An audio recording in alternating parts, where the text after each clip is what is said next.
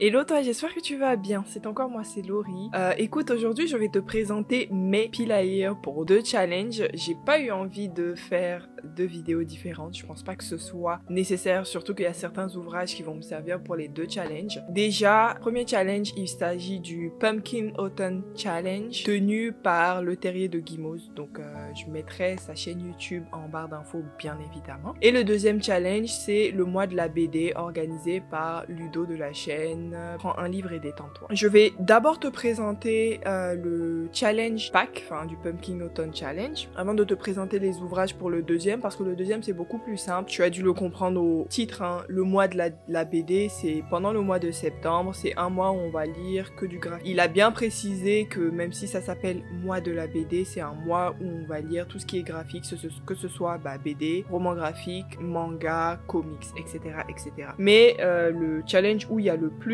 de livres et de choses à te dire, c'est le Pumpkin Autumn Challenge, donc je vais commencer par ça. Alors, 2 petits mots sur le Pumpkin Autumn Challenge, même si je mettrai la vidéo explicative en barre d'infos. Il s'agit d'un challenge organisé chaque année qui se passe pendant l'automne, comme le titre le dit. C'est de septembre, je pense que ça commence le 1er septembre, ça finit fin novembre, un truc comme ça. Et c'est 3 mois pendant lesquels on va lire des livres en essayant de suivre des prompts qui sont donnés au début du challenge. Cette année, il y a 4 grandes catégories et chaque catégorie a des sous-menus qu'il faut remplir pour valider le challenge, enfin pour avoir des points. Bien évidemment, comme la plupart des challenges livresques, tu ne gagnes rien, c'est juste une façon d'être ensemble autour d'un thème, autour d'une activité dans la communauté du livre. Et personnellement, je dois dire la vérité, j'aime pas l'hiver, j'aime pas l'automne. Beaucoup vont craquer des dents, enfin grincer des dents, pardon. J'aime pas l'automne, j'aime pas l'hiver. En fait, j'aime pas le froid. Donc quand il commence à faire froid, je ne suis vraiment pas à l'aise. Et j'ai décidé de faire ce challenge tout simplement pour un peu donner du peps, donner de la joie dans mon hiver cet été et dans mon automne, parce que je sens que je vais déprimer un peu comme chaque année en fait. Je sais pas comment vous faites avec le froid là, aimer ce type de température, mais fou. Alors on va commencer tout de suite avec la première grande catégorie qui s'appelle Automne frissonnant. Donc le premier sous-menu c'est Gare, gare à la main de gloire. À chaque fois on a des mots qui nous donnent un peu une direction vers laquelle aller, et puis tu choisis le mot qui convient le plus pour mettre un livre. Donc dans cette sous-catégorie on a voleur, thriller, policier, superstition, horreur et épouvante. Pour moi c'est la sous-catégorie qui représente le plus la période de tout ce qui est Halloweenesque. Pour ça, moi j'ai mis très simplement Uzumaki. Uzumaki de Junji Ito que je t'ai déjà présenté, il me semble dans un haul. Il s'agit d'un manga, d'un intégral. Plus particulièrement je vais pas le montrer en caméra parce que c'est de l'horreur et que tu n'es peut-être pas venu ici pour voir ce type de dessin. Mais c'est une très belle édition intégrale de Uzumaki qui est, comme je t'ai dit, un manga d'horreur écrit par Junji Ito.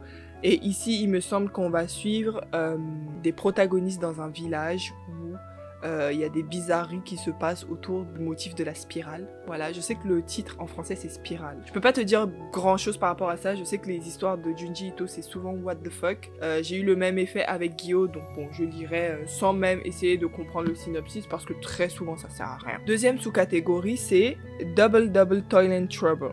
Dedans il y a sorcière, pièce de théâtre, prophétie, tragédie. Donc c'était évident que j'allais essayer de remettre Witches Steeped in Gold, que jusqu'à présent je n'ai pas pu lire alors que je te l'ai présenté encore une fois, ça fait un moment. Je t'ai fait le synopsis tellement de fois, mais en gros ici on va suivre 2 sorcières qui de base sont ennemies. Une est une princesse et puis l'autre est une ancienne princesse qui est devenue prisonnière du royaume de l'actuelle princesse qu'on va suivre, donc elles sont ennemies, tu auras compris. Et au final, elles vont se trouver un ennemi commun qui va faire qu'elles vont se rallier pour une certaine bataille. J'ai déjà mis des petits post-it, je sais pas si tu vois. Ça m'aide à avancer très vite quand je sépare comme ça, comme si j'étais en lecture commune, sauf que je suis en lecture commune avec moi-même. Pour la troisième sous-catégorie, c'est le folklore de Shippenden. Donc tu as créatures surnaturelles, fantastiques, obscures, fantasy. Et pour ça, j'ai pas le livre, je l'ai en e-book, donc je vais te mettre la couverture ici.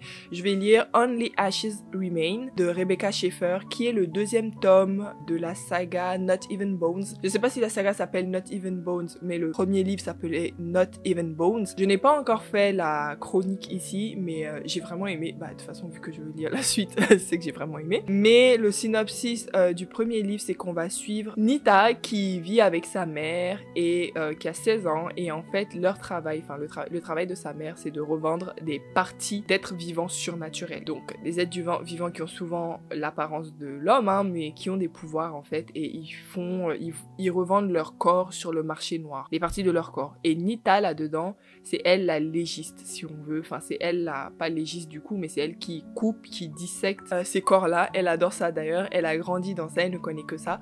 Et puis un jour, ça va être elle qui va être vendue. Et c'est ça qu'on va suivre. Et j'ai vraiment beaucoup aimé. Apparemment, il y a un webtoon qui a adapté cette trilogie. Je vais te mettre la couverture ici. Je me tâte à commencer le webtoon, mais comme j'ai pas fini la trilogie, j'ai pas envie que ça me coupe dans mon élan en fait. Donc je pense que je vais finir la trilogie avant de regarder le webtoon au cas où ça me spoilerait quoi que ce soit.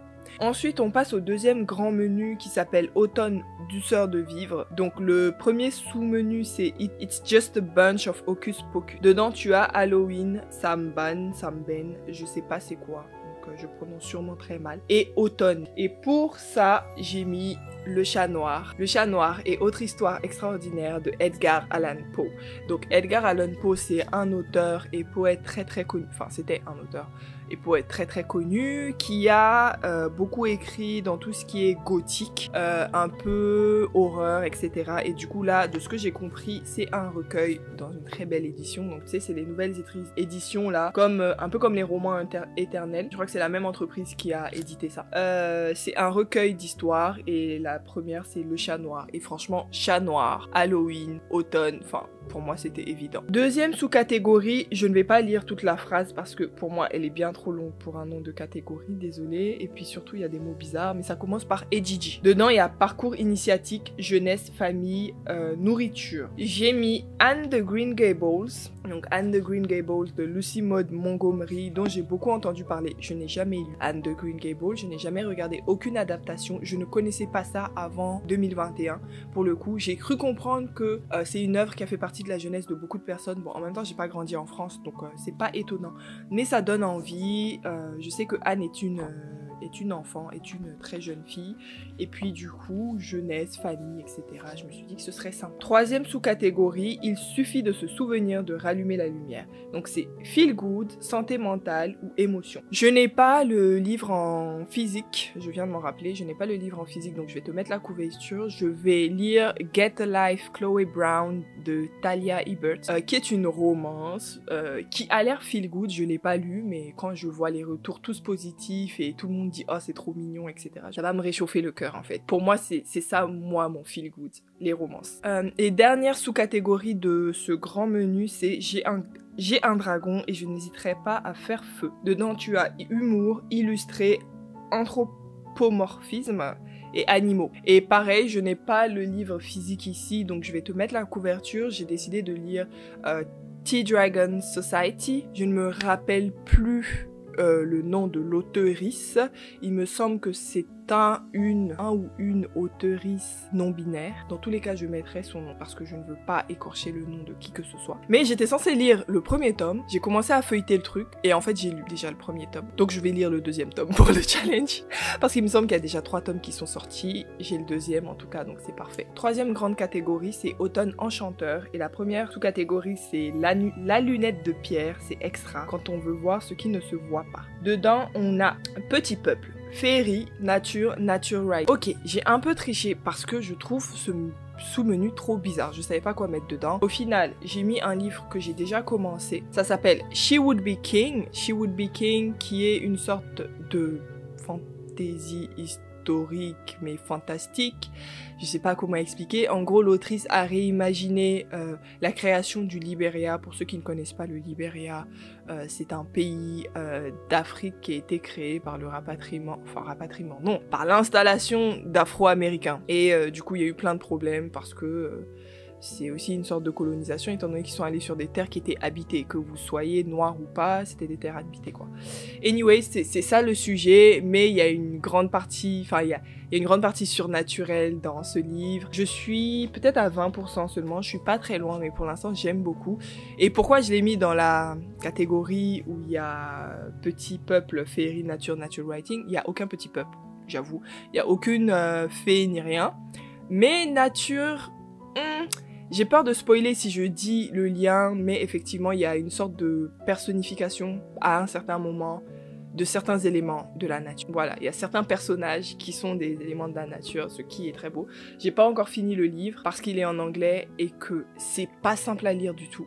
J'en profite pour vous dire que si vous commencez l'anglais, ne lisez pas ça parce que je galère, mais en fait il est tellement bon qu'il faut que j'ai vraiment envie de le finir. Donc je conseille quand même pour les lecteurs avisés en anglais. Deuxième sous-catégorie, c'est nom d'une dune. Il y a écologie, anticipation, science-fiction et post-apocalyptique.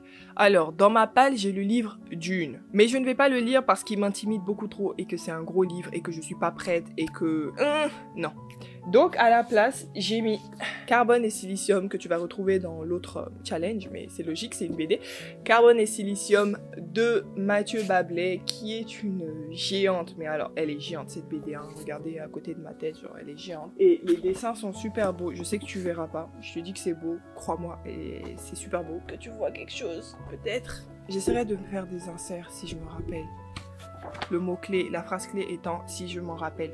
Mais Carbone et Silicium, de ce que j'ai compris, c'est que c'est deux intelligences artificielles que l'on suit, une qui s'appelle Carbone et qui s'appelle Silicium et qui vont voyager. C'est tout ce que je sais, ça m'a vraiment donné envie. Ça fait plus d'1 an que je voulais ce truc, je me le suis offert il y a pas si longtemps et du coup je vais profiter du côté science-fiction de ce sous-menu pour le mettre dedans. Et dernier sous-menu de cette grande catégorie, c'est Princesse et dedans il y a inclusivité, LGBTQI+, et féminisme. J'ai mis Cemetery Boys de Hayden Thomas. Je sais que j'en ai parlé sur ma chaîne, mais je sais pas à quelle vidéo. C'est peut-être le Media Freakout Book Tag, un truc comme ça.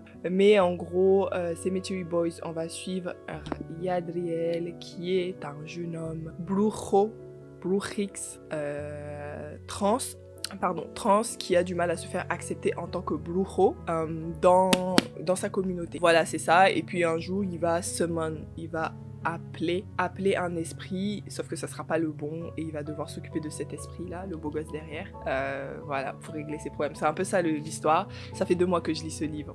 Tu me vois sourire comme ça, genre je suis contente et tout, mais ça fait 2 mois que je le lis, c'est pas drôle. Mais en fait c'est parce que je le lisais en e-book. Je trouve que le langage n'est pas simple, il n'est pas particulièrement dur, mais je sais pas pourquoi j'avais du mal à avancer. Là je me le suis procuré hier ou avant-hier et j'ai déjà plus avancé qu'en plusieurs jours en e-book. Mais en gros je vais le mettre dans le challenge et essayer de le finir, je sais pas, je dois être à 50% du livre déjà, donc c'est un peu de la triche, mais sorry not sorry. Et voilà, et du coup, LGBTQI+, parce que il y aura peut-être une petite romance paranormale entre jeune homme Yadriel et l'autre Julian. On est au dernier menu, enfin grand menu, grande catégorie. Ça s'appelle Automne des mystères. Et je précise de ce que j'ai compris, parce que moi c'est la première année que je fais ce challenge, mais j'ai compris que chaque année il y avait un menu qui changeait, donc les 3 premiers dont j'ai parlé, c'était les mêmes les années précédentes. Peut-être pas les mêmes sous-catégories, mais c'était les mêmes types de menus. Et celui-là change chaque année. Donc cette année, c'est Automne des mystères. La première sous-catégorie, c'est le destin perdu. Dedans, tu as temps, horloge, énigme, puzzle, historique, steampunk. Et dedans, j'ai mis un e-book qui est le 3e tome d'une trilogie. C'est, il me semble, The Flight of the Magpie. C'est quoi le... ou Flight of Magpies de K.G. Charles, il me semble. Donc c'est le 3e tome de la trilogie de Magpie Lords. C'est dur, hein. Franchement c'est dur l'anglais. De Magpie's Lords. Et du coup, voilà, j'en avais déjà parlé parce que je sais que j'ai fait des updates lecture avec ce truc. En gros, on a un inspecteur et un autre gars. L'inspecteur en réalité c'est un sorcier et l'autre gars c'est un lord et... boum, et puis il y a des enquêtes en fait, chaque tome on a une grosse enquête, ils essaient de s'en sortir, c'est dans une ambiance, dans un Londres moyenâgeux, donc autant vous dire que cette romance MM n'est pas très bien acceptée, elle n'est pas forcément sue de tous à juste raison, donc voilà, j'ai envie de finir le dernier tome, de lire le dernier tome. Deuxième sous-catégorie, c'est les ruines de l'Atlantide, donc dedans on a conte moral, philosophie, récit métaphorique, mythes et légendes. Et dedans, j'ai mis l'Irlande fantastique nouvelles. Donc c'est un livre que j'ai eu tout récemment là quand je suis rentrée au Burkina Faso, qui m'a été offert par ma mamie de sa bibliothèque tout simplement, et c'est plusieurs nouvelles, plusieurs contes faisant référence au folklore, à la mythologie et la culture irlandaise. Du coup, ça change. Ça change franchement de ce que je lis d'habitude. Prochaine sous-catégorie, c'est En avant Yvette Tempête. Dedans, tu as aventure, archéologie, artefacts et voyages. J'ai choisi de lire l'ebook de Akata Warrior que je vais mettre ici. J'ai déjà fait la chronique de Akata Witch qui est le premier tome. Moi je les lis en anglais parce que j'ai déjà acheté les ebooks, donc voilà, mais ils sont sortis. En tout cas, Akata Witch est déjà sorti en français, ça je suis sûre, je sais plus à quelle édition, mais c'est sorti en français. Donc je vous le conseille parce que l'anglais n'est pas si simple que ça. Enfin moi au début j'ai un peu galéré, donc voilà. Mais je compte lire le deuxième tome. Et pourquoi est-ce que pour moi ça va dans cette catégorie? Tout simplement parce qu'on va suivre Sunny, qui est c'est un young adulte, hein, je crois, ou middle grade. Non, je crois que c'est un young adulte. En tout cas, c'est entre les deux. Sunny, c'est une adolescente qui est albinos, donc je précise parce que ça fait partie, ça joue dans l'histoire, qui va se rendre compte qu'elle a peut-être certains pouvoirs, pas dû à sa condition, mais dû à ses origines, et du coup, elle va se retrouver avec une communauté de personnes comme elle qui sont les Leopards, qui sont des personnes qui ont des pouvoirs, et c'est très lié à la culture et aux croyances nigérianes. C'était super bien le premier tome. Elle va dans des aventures avec ses amis en fait, donc j'ai vraiment hâte de lire la suite. Dernière sous-catégorie du dernier menu, bon on est au dernier livre, c'est cabinet de curiosité, donc on a art, science, musée, singularité ou étrangeté. Et j'ai mis la seule non-fiction de ce challenge que j'ai choisi. Il s'agit de Science pour tous, donc la couverture n'est pas ouf, hein, mais Science pour tous de Daniel Richward, édité par la Fondation Altran, enfin en tout cas Fondation Altran pour l'innovation. Et en fait, cette non-fiction va parler de l'histoire de la vulgarisation scientifique. C'est tout petit, c'est assez particulier parce que quand je feuillette, ça ressemble limite à un magazine, vous voyez, comme s'il y avait des articles comme ça qui me donnaient des petits fun facts, des petites histoires, I don't know. Franchement, j'ai pas lu, j'ai pas commencé, je sais pas à quoi m'attendre, mais je me suis dit au pire du pire, le bail il fait 120 pages. Qu'est-ce que j'ai à perdre? Pire si c'est nul, c'est 120 pages. Voilà, c'était tout pour ce premier challenge. On va très rapidement parler du deuxième challenge, donc le challenge de Ludo de Prends un livre et détends-toi, qui organise ce challenge, donc comme je disais, qui s'appelle le mois de la BD, que je trouve très intéressant. C'est tout simplement un mois où le but c'est de lire le plus de graphiques, assez simple pour mettre en avant ce type de contenu livresque aussi. Comment il a organisé ce challenge? C'est que tu gagnes des points en fonction de la taille de ta BD, et tu gagnes des points si certaines de tes BD cochent certains prompts. Et du coup, comme je disais, il y a des prompts qui te donnent un point à chaque fois. Il y a un chien ou un chat, donc des choses que tu retrouves dans tes graphiques, hein, c'est assez simple. Un chien ou un chat, une page sans texte, des amoureux, quelqu'un qui lit, quelque chose de répréhensible, donc qui disait question hors la loi, pas question morale, de ce que je me rappelle de la vidéo que j'ai regardée. Il y a une carte, donc géographique, hein, quelqu'un qui va à l'école, le prénom de votre meilleur ami, quelque chose qui tourne autour de l'écologie et LGBTQI.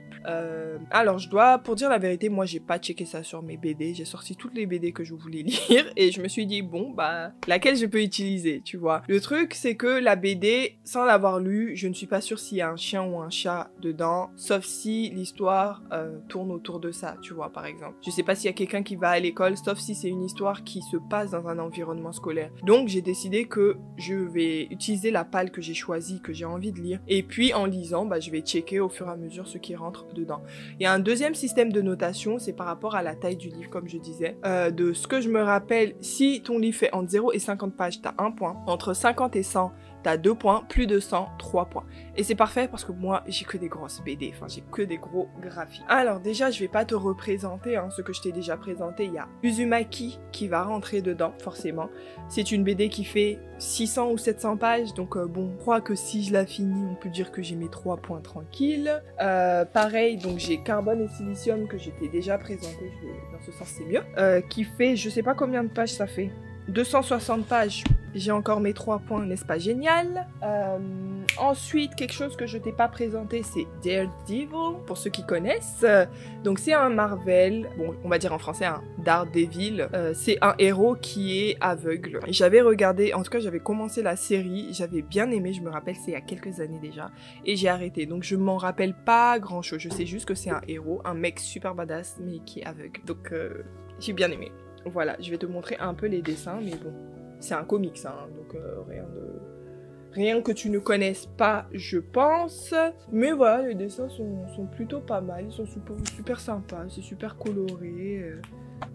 Ouais, voilà. Troisième BD, je sais pas combien de pages j'ai fait parce que souvent dans les comics, ils ne mettent pas le nombre de pages. Ouais, c'est bien ce que je disais, il n'y a pas le nombre de pages. Donc je regarderai sur Goodreads ou Babelio, I don't know, et je mettrai. Ensuite, j'ai le deuxième tome de Il faut flinguer Ramirez, que je t'ai déjà présenté il y a quelques mois. Ça fait du coup quelques mois que je dois lire la suite. En plus, j'avais beaucoup aimé le premier tome, donc moi-même je comprends pas pourquoi je prends autant de temps pour entrer dans la suite. Juste pour rappel, hein, les graphismes de cette BD sont géniaux, l'ambiance est géniale, ça fait très cinéma, enfin...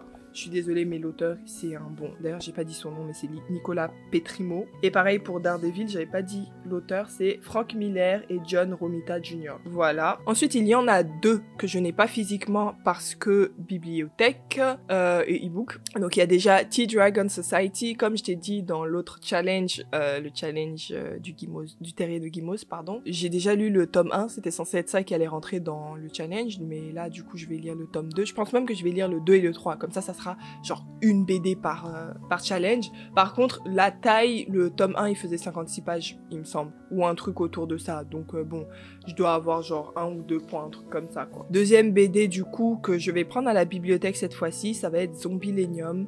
Le tome 2. Je suis au tome 2, je vais essayer d'aller jusqu'au maximum parce que c'est pas très long.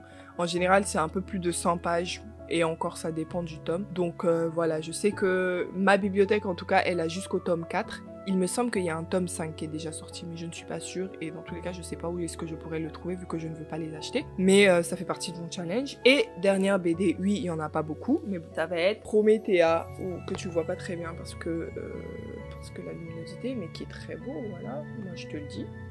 C'est très beau, de Alan Moore et G.H. Williams. C'est un comics qui parle de Promethea, qui est une déesse.